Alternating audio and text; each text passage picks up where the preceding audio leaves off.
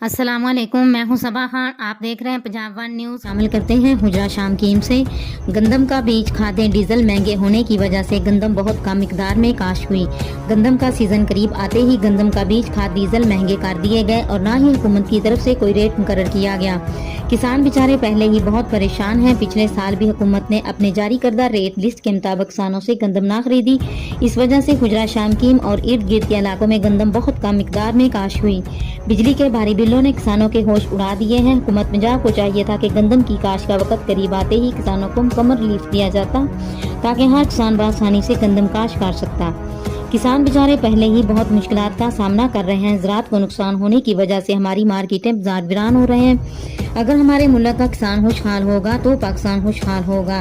Report city press club registered Chaudhry Abid Rasool district reporter.